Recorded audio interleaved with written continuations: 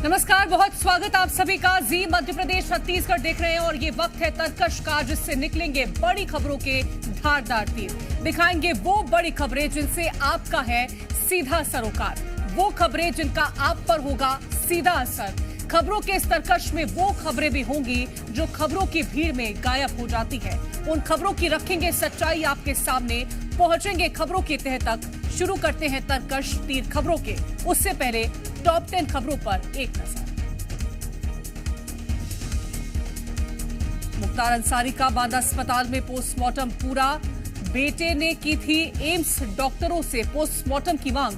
मौत की न्यायिक जांच के आदेश, 1 महीने में पूरी होगी जांच।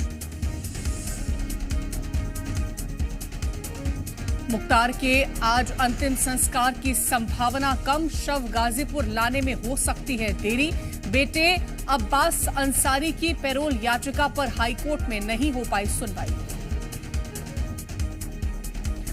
मुख्तार की मौत को अखिलेश ने बताया कानून व्यवस्था का शून्यकाल।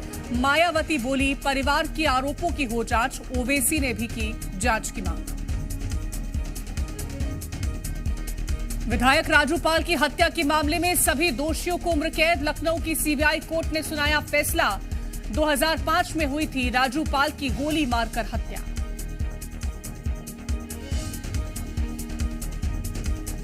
आपने शुरू की केजरीवाल को आशीर्वाद कैंपेन की शुरुआत। पत्नी सुनीता केजरीवाल ने जारी किया व्हाट्सएप नंबर। बोली मैं जेल तक पहुंचाऊंगी सबका संदेश।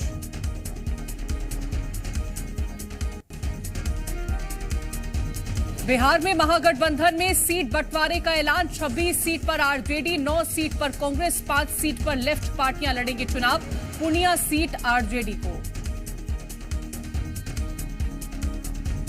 एमपी में कांग्रेस को बड़ा झटका। दमोह जिला पंचायत अध्यक्ष समेत कई लोगों ने ज्वाइन की पार्टी। अमरवाड़ा विधायक भी छोड़ सकते हैं हाथ का साथ। मंत्री नागर सिंह चौहान ने राहुल गांधी को बताया ईसाई धर्मांतरण को बढ़ावा देने का लगाया आरोप। कहा हमेशा ईसाई मिशनरी के साथ रही कांग्रेस।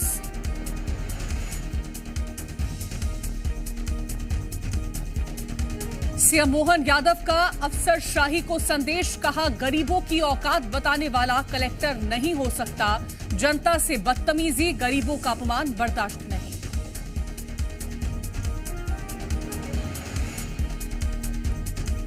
कांग्रेस नेता अरुण सिसोदिया ने हाईकमान को फिर लिखा पत्र। दीपक बैच के खिलाफ जांच और भूपेश बघेल पर कार्रवाई की मांग।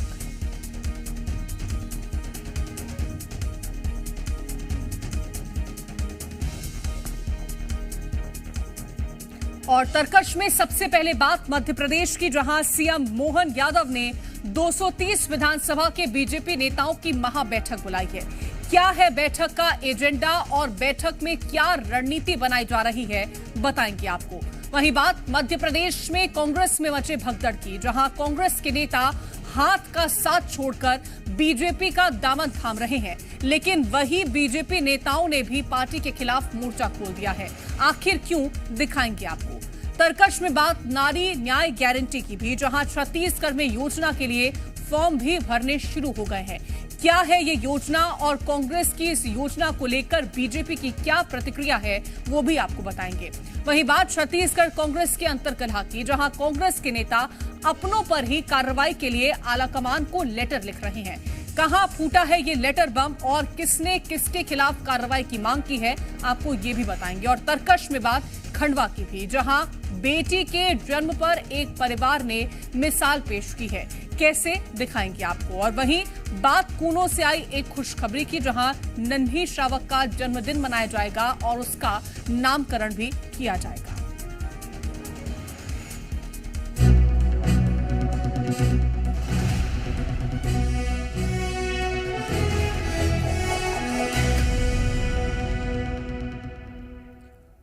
और इस वक्त की बड़ी खबर आप तक पहुंचा दें, जहां छिंदवाड़ा से कांग्रेस को बड़ा झटका लगा है। अमरवाड़ा कांग्रेस विधायक ने ज्वाइन की है बीजेपी। कमलेश शाह ने कांग्रेस का दामन छोड़ दिया है। सीएम हाउस में लेंगे बीजेपी की सदस्यता। बड़ी खबर आप तक पहुंचा दें, जहां पर कांग्रेस को एक बड़ा झटका लगा है। कांग्रेस विधायक ने बीजेपी ज्वाइन की है। कमलेश शाह ने छोड़ दिया है कांग्रेस का दामन और सीएम हाउस में बीजेपी की सदस्यता वो अब हासिल करेंगी। आपको बता दें कि एक बड़ा झटका, जिस तरह से अटकलें लगाई जा रही थी। ज्यादा जानकारी के साथ संवाददाता आकाश द्विवेदी जुड़ गए हैं। आकाश, जिन खबरों को लेकर के चर्चाएं चल रही थी वो सच साबित हो चुका है, एक और झटका कांग्रेस को लग गया। देखिए, कमलेश शाह कांग्रेस पार्टी के 3 बार के विधायक, वो भी कहां से, छिंदवाड़ा के अमरवाड़ा विधानसभा क्षेत्र से।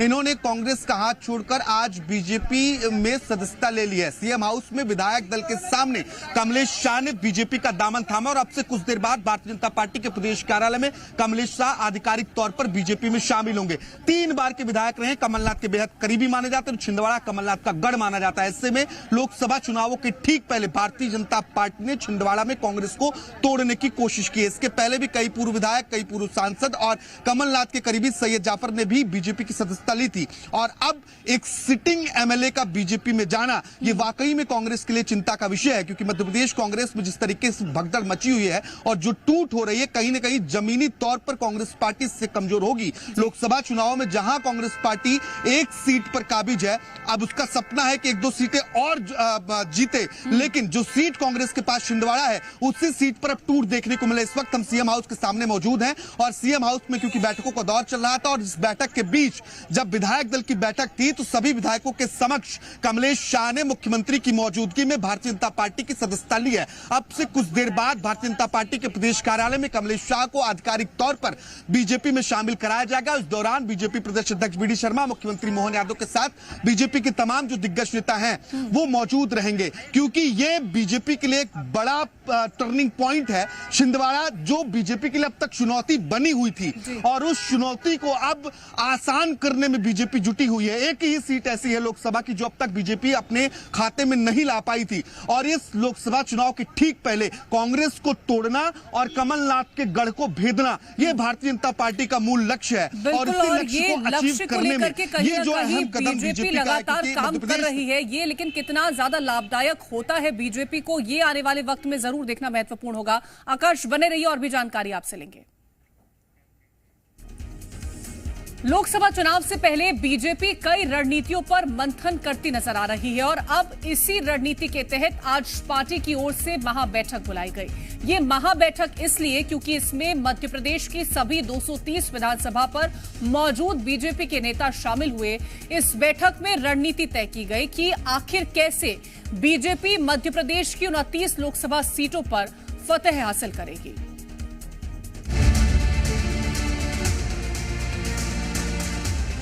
29 झोली में मोदी जी की में डालने की तैयारी चल रही है।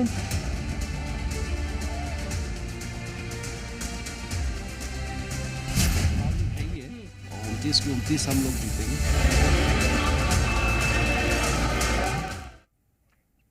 लोकसभा चुनाव से पहले बीजेपी ने आज सीएम हाउस में बड़ी बैठक का आयोजन किया। ये बैठक सीएम हाउस में रखी गई, जिसमें मंत्री, विधायक और पूर्व विधायक शामिल हुए।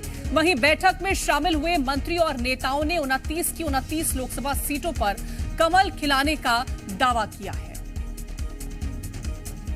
प्रदेश के विकास के लिए, संगठन के लिए सब चर्चाएं होती हैं और माननीय मुख्यमंत्री जी स्वयं ये एक एक चीज की चिंता करते हैं, संगठन भी चिंता करते हैं, हम लोग भी विषय रखते हैं। 29 में से 29 जीतना है और अब की बार 400 पार होना है।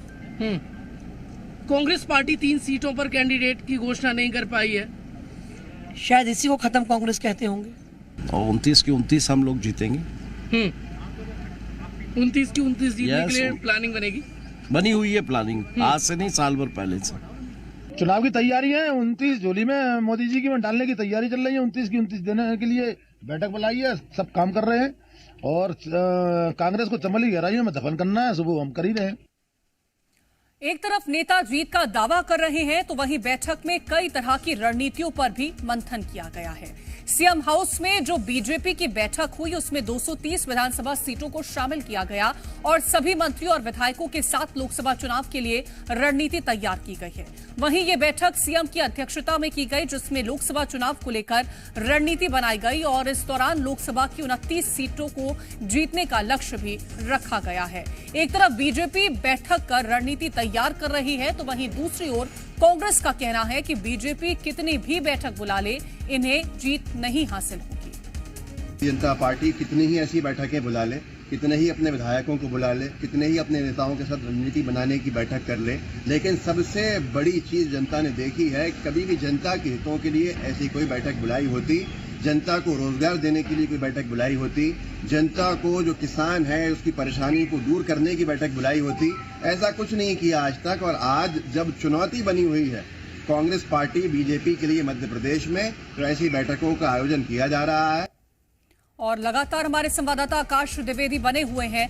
आकाश, कोशिशें लगातार बीजेपी की यही है कि 29 से 29 सीटों पर फतेह हासिल किया जाए और उसको लेकर के आज महत्वपूर्ण बैठक बुलाई गई। 230 जो सीटें रही हैं विधानसभा की, उस पर बैठक बुलाई गई है।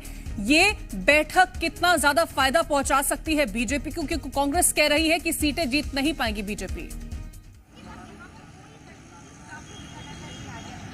देखिए, बीजेपी एक अलग तरीके से चुनाव लड़ने के लिए जानी जाती है। लोकसभा का चुनाव तो बेहद महत्वपूर्ण है, क्योंकि मध्य प्रदेश को 29 लोकसभा की सीटें जीतना भारतीय जनता पार्टी का लक्ष्य है। हालांकि अभी भी 28 सीटों पर बीजेपी का कब्जा, लेकिन एक सीट छिंदवाड़ा, उसे फतह करने की पूरी प्लानिंग। और बीजेपी ने आज जो बैठकें की हैं, वो बैठकें इस लिहाज से महत्वपूर्ण है कि बीजेपी का जो वोट शेयर है, उस वोट शेयर को बढ़ाने में इन नेताओं की और कार्यकर्ताओं की बहुत अहम भूमिका होगी। लोकसभा संयोजक के साथ ही लोकसभा के जो प्रभारी है, इसके अलावा सभी विधायक, मंत्री और हारी हुई सीटों के जो प्रत्याशी रहे, जो विधानसभा चुनाव में हारे हैं, उन्हें भी इस बैठक में बुलाया गया। यानी कि 230 विधानसभाओं में लोकसभा चुनाव की क्या प्लानिंग होगी, बीजेपी ने इसकी रणनीति तैयार की है। इस रणनीति में सबसे अहम जो रोल है भारतीय जनता पार्टी का, वो है बूथ मैनेजमेंट। और बीजेपी ने तय किया है कि जो लाभार्थी जनसंपर्क अभियान है, उसे और धार दिया जाएगा। यानी कि जो केंद्र और राज्य सरकार की योजनाओं का लाभ लेने वाले हितग्राही हैं, उनसे भारतीय जनता पार्टी संपर्क करेगी और संपर्क के जरिए न सिर्फ उन्हें अपने पक्ष में वोटिंग करने के लिए मोटिवेट किया जाएगा, बल्कि ऐसे जो लाभार्थी जो किसी अन्य पार्टी की विचारधारा से ताल्लुक रखते हैं, उनसे भी संपर्क करके उन्हें भी बीजेपी के पक्ष में लाने की कोशिश की जाएगी।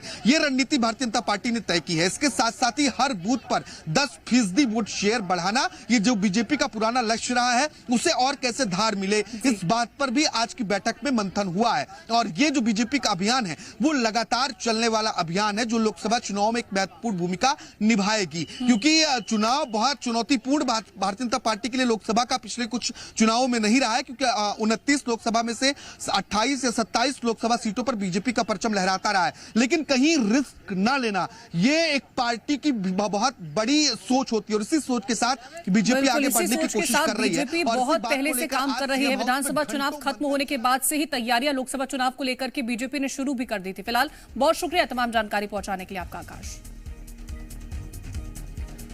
लोकसभा चुनाव से पहले बीजेपी कई रणनीतियों पर मंथन करती नजर आ रही है और अब इसी रणनीति के तहत आज पार्टी की ओर से महाबैठक बुलाई गई। ये महाबैठक इसलिए क्योंकि इसमें मध्य प्रदेश की सभी 230 विधानसभा पर मौजूद बीजेपी के नेता शामिल हुए। इस बैठक में रणनीति तय की गई कि आखिर कैसे बीजेपी मध्य प्रदेश की 29 लोकसभा सीटों पर फतेह हासिल करेगी। तो लोकसभा चुनाव से पहले मध्य प्रदेश कांग्रेस को एक के बाद एक बड़े झटके लग रहे हैं।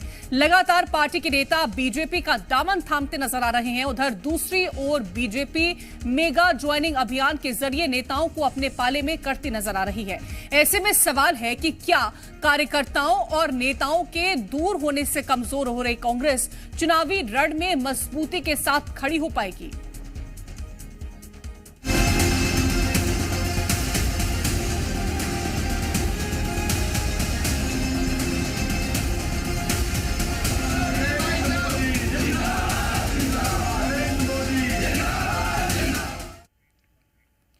लोकसभा चुनाव की सरगर्मियों के बीच मध्य प्रदेश में कांग्रेस को बुंदेलखंड से झटका लगा। दमोह की जिला पंचायत अध्यक्ष रंजीता गौरव पटेल और पूर्व जिला पंचायत अध्यक्ष शिव चरण पटेल ने कांग्रेस का साथ छोड़कर बीजेपी का हाथ थाम लिया।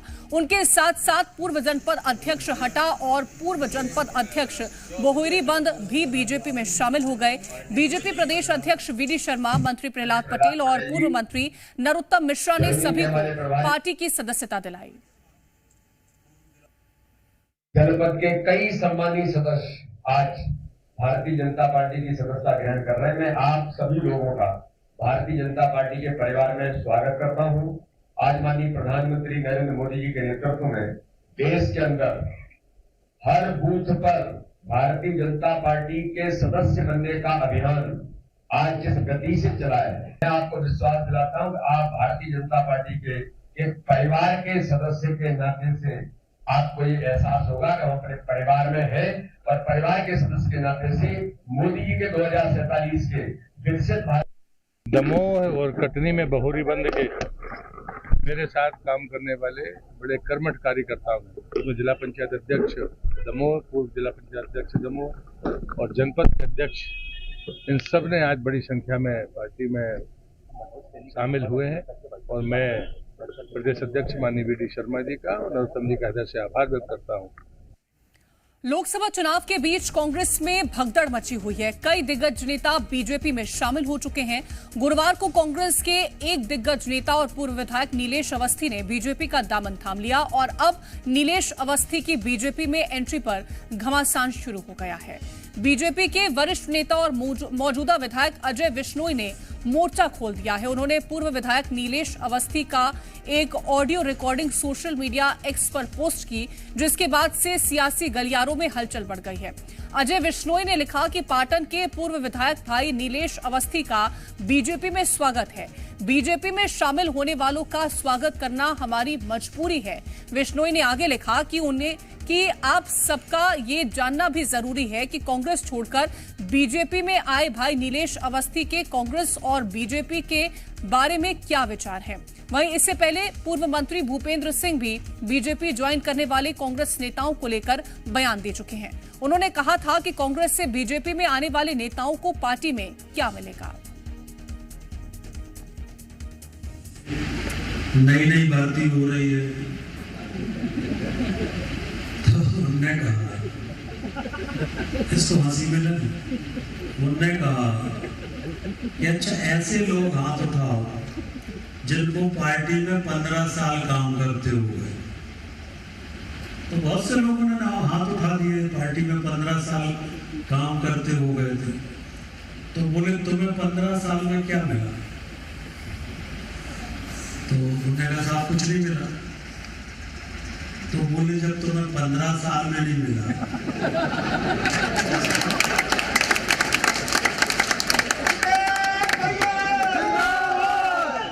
तो जिनको आए 15 दिन हुए उनको क्या मिल जाएगा? एक तरफ बीजेपी के कई नेता कांग्रेस नेताओं की एंट्री पर सवाल खड़े कर रहे हैं, तो वहीं दूसरी ओर बीजेपी सब कुछ ठीक होने का दावा कर रही है। मामले में बीजेपी विधायक गोपाल भार्गव ने क्या कुछ कहा, जरा वो सुनिए। कोई नाराज नहीं हो रहा, ना कोई साइड इफेक्ट है, सब इफेक्ट ही इफेक्ट है, साइड इफेक्ट कुछ भी नहीं है। और जिस तरह से कांग्रेस के लोग शामिल हो रहे हैं, मुझे लगता है कि जैसे बेरी होती नहीं, पकी हुई बेरी, और हिलाते हैं तो बेर टपकते हैं, ऐसे टपक टपक के आ रहा है सर। लोकसभा चुनाव 2024 नजदीक आ गया है। चुनाव से पहले वोटरों को लुभाने के लिए पहल शुरू हो गई है। वादों से, गारंटी से वोटरों को अपने पाले में करने की कोशिश की जा रही है। ऐसे में मुख्य विपक्षी दल कांग्रेस जनता को लुभाने का कोई भी मौका नहीं छोड़ना चाहती है। तो कांग्रेस ने नारी न्याय गारंटी की घोषणा की और इसके तहत कांग्रेस पार्टी ने वादा किया है कि अगर केंद्र में उनकी सरकार बनती है तो इस योजना के तहत गरीब महिलाओं को हर साल 1 लाख रुपए दिए जाएंगे। इसी क्रम में महालक्ष्मी नारी न्याय गारंटी के तहत फॉर्म भरने की प्रक्रिया भी शुरू हो गई है। लोकसभा प्रत्याशी विकास उपाध्याय ने रायपुर शहर के चारों विधानसभाओं से फॉर्म भरवाने की शुरुआत की।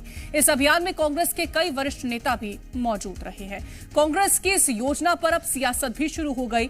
एक तरफ कांग्रेस का कहना है कि महालक्ष्मी नारी न्याय सिर्फ एक योजना नहीं, ये हिंदुस्तान की महिलाओं के बेहतर स्वास्थ्य, सुरक्षा, सम्मान और समृद्धि की गारंटी है, तो वहीं बीजेपी इसे कांग्रेस का चुनावी एजेंडा बता रही है। साल से भारतीय जनता पार्टी की सरकार केंद्र में है। भारतीय जनता पार्टी ने केंद्र में सरकार बनाने से पहले बड़े वादे किए थे कि महंगाई हम कम करेंगे, लेकिन आज 9 साल में सबसे ज्यादा पीड़ित और सबसे ज्यादा प्रताड़ित कोई है तो घर की महिला बहनें, हमारी माताएं हैं। कांग्रेस पार्टी महिला बहनों को न्याय दिलाना चाहती है। नारी न्याय महालक्ष्मी योजना के माध्यम से 8,333 रुपया गारंटी के साथ हर महीने हर महिला को देने का फैसला कांग्रेस पार्टी ने लिया है। विश्वसनीयता की बात होती है, मतलब इन्होंने पिछले चुनाव में जब 500 रुपया प्रत्येक माता बहन को देने की बात कही थी और उसके बाद पलटकर उस विषय पर नहीं देखा था। जब इन्होंने कहा था कि सबको आवास का अधिकार देंगे, पलटकर उस विषय पर नहीं देखा था, मिलने वाले आवास को रोक दिया था, तो विश्वसनीयता खत्म हो जाती। फिर आप कितनी भी बड़ी बातें करें, आज राहुल गांधी जी कुछ भी बोल दें, दुनिया जानती है कि वो नहीं सत्ता में आने वाले और ना ही उनको देश स्वीकारने वाला है, तो वो कुछ भी बोले उससे फर्क नहीं होता है। महालक्ष्मी नारी न्याय योजना को लेकर घमासान जारी है। कांग्रेस पार्टी ने देश की महिलाओं के लिए एक नया एजेंडा तय किया। इसे नारी न्याय गारंटी नाम दिया गया। इसमें महिलाओं के उत्थान के लिए 5 वादे किए गए हैं और इन्हीं वादों में से एक है महालक्ष्मी गारंटी। चलिए आपको बताते हैं कि आखिरकार ये योजना है क्या। देश के हर गरीब परिवार की एक महिला को हर साल 1 लाख रुपए दिए जाएंगे। देश की हर गरीब महिला को प्रतिमाह 8,333 रुपए दिए जाएंगे और ये पैसा सीधे महिलाओं के बैंक अकाउंट में जाएगा। तो ये योजना है और इसके तहत फायदा पहुंचाने की कोशिश कांग्रेस करने का वादा कर रही है। वहीं लोकसभा चुनाव से पहले छत्तीसगढ़ कांग्रेस में अंतर्कलह कम नहीं हो रही। कांग्रेस पार्टी फंड में सेंध लगाने वाले आरोप के बाद अब कांग्रेसी नेता और पूर्व महामंत्री अरुण सिसोदिया ने पूर्व मुख्यमंत्री भूपेश बघेल और दीपक बैज को फिर घेरा है। कांग्रेस नेता अरुण सिसोदिया ने कांग्रेस के राष्ट्रीय अध्यक्ष मल्लिकार्जुन खड़गे और राहुल गांधी को पत्र लिखकर स्लीपर सेल वाले बयान पर पूर्व मुख्यमंत्री भूपेश बघेल के खिलाफ कार्रवाई की मांग की है। अरुण सिसोदिया का आरोप है कि भूपेश बघेल ने पार्टी कार्यकर्ताओं को स्लीपर सेल कहकर अपमानित किया है। इससे पहले सिसोदिया ने कांग्रेस के पार्टी फंड में करीब 6 करोड़ रुपए गड़बड़ी का आरोप लगाकर पार्टी में हलचल मचा दी, जिस पर कांग्रेस ने अरुण सिसोदिया को ही कारण बताओ नोटिस जारी किया था। ये पिछले दिनों जो घटना चक्र घटा और एक मैंने पत्र बहुत अपनी जिम्मेदारी के साथ एक संगठन के कार्यकर्ता के रूप में प्रदेश अध्यक्ष मोहन मरकाम जी, खड़गे जी, वेणुगोपाल जी, राहुल गांधी जी को मैंने भेजा था कि 5 करोड़ 89 लाख रुपए की एक निकासी हुई है, जो कि हमारी जानकारी में आई है कि उसकी जरूरत नहीं थी, वो गैर जरूरी खर्चा एक संगठन के कोष से किया गया। जो मैंने एक पत्र के माध्यम से प्रदेश अध्यक्ष और सबको लिखा, जिसका कि मुझे एक नोटिस प्राप्त हुआ पीसीसी के माध्यम से कि मैंने एक सार्वजनिक किया, मीडिया में प्रसारित किया है कि कांग्रेस पार्टी का आंतरिक मुद्दे को। तो कांग्रेस में मचे इस अंतर्कलह का आरोप भी कांग्रेस बीजेपी पर लगा रही है। वहीं बीजेपी ने पलटवार करते हुए कहा कि कांग्रेस में दीपक बैज को प्रताड़ित करने की कोशिश हो रही है। दीपक बैज जी के ऊपर कई बार इस तरह की बात आई है। अब सत्य क्या है वो तो वो लोग ही जानेंगे, परंतु मुझे ये लगता है कि टारगेट करके भी उनको प्रताड़ित करने की कोशिश की जा रही है। दीपक बैज जी को जानबूझकर सब लोग मिलकर टारगेट कर रहे हैं, मुझे ऐसा भी लगता है। कौन हो सकते हैं इसके? अभी वो उनका अपना अंतरकला है, लेकिन जो दिखता है बार बार बीच में, पिछली बार कुछ करोड़ों रुपए की बात आई थी, उतना निकाल करके किसी का भुगतान कर दिया गया, पार्टी में पूछा नहीं गया, आदि आदि विषय भी था। अभी फिर से ये विषय आया है, तो ऐसा ही कुछ मुझे दिखता है। अब उनका अंतरकला है भैया, उनके पार्टी का मामला है, हम लोगों को ज़्यादा बोलना गलत है।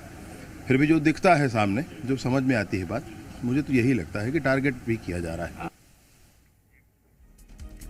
हमारे समाज के अधिकांश घरों में बेटियों के जन्म पर परिजनों को उतनी खुशी नहीं होती है, लेकिन बेटियों को लेकर के लोगों की सोच अब बदलने लगी है। खंडवा में एक बेटी के जन्म पर मना जश्न उन लोगों के लिए एक तमाचा है जो बेटियों को बोझ समझते हैं।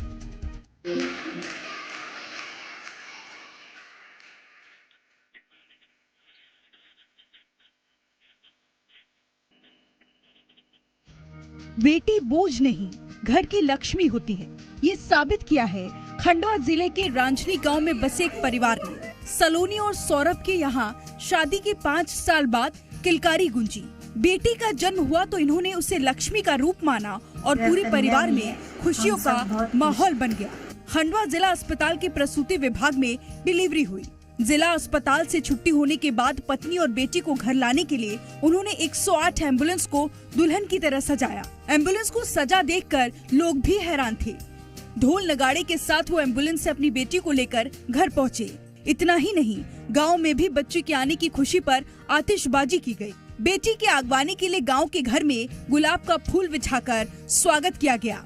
घर आंगन को गुब्बारों से सजाया गया। नन्ही परी के स्वागत के लिए घर की महिलाएं पहले से दरवाजे पर खड़ी थीं। सौरभ की पत्नी जब एम्बुलेंस से बच्ची को लेकर उतरी तो घर वालों ने आरती उतारकर स्वागत किया। वहीं बेटी के पिता का कहना है कि कन्या के रूप में लक्ष्मी आने से हमारे परिवार में खुशियों का माहौल है। शादी के 5 साल बाद डिलीवरी हुई और हमें कन्या लक्ष्मी जी के रूप में प्राप्त हुई। हमें बहुत खुशी हुई इस चीज़ से कि हमारे घर में लड़की हुई है। अगर कन्या भी है, हम सब बहुत खुश हैं और हर किसी ने खुशी होना चाहिए भाई। कन्या लक्ष्मी का रूप होती है और हर किसी को मिलनी चाहिए। परिवार में नवजात बेटी का ये स्वागत उन लोगों के लिए एक संदेश है जो अभी भी बेटी को बोझ मानते हैं। इस बिटिया के जन्म पर जश्न से परिवार में खुशी आई है, साथ ही पूरे समाज को प्रेरित किया है कि बेटियां अभिशाप नहीं हैं। ब्यूरो रिपोर्ट, जी मीडिया। तो वहीं एक खुशखबरी श्योपुर के कूनो नेशनल पार्क से भी सामने आई है। यहां मौत को हराकर जिंदा लौटी ज्वाला चीता की पहली मादा शावक 1 साल की हो गई, जिसका बर्थडे कूनो नेशनल पार्क में धूमधाम से मनाया गया।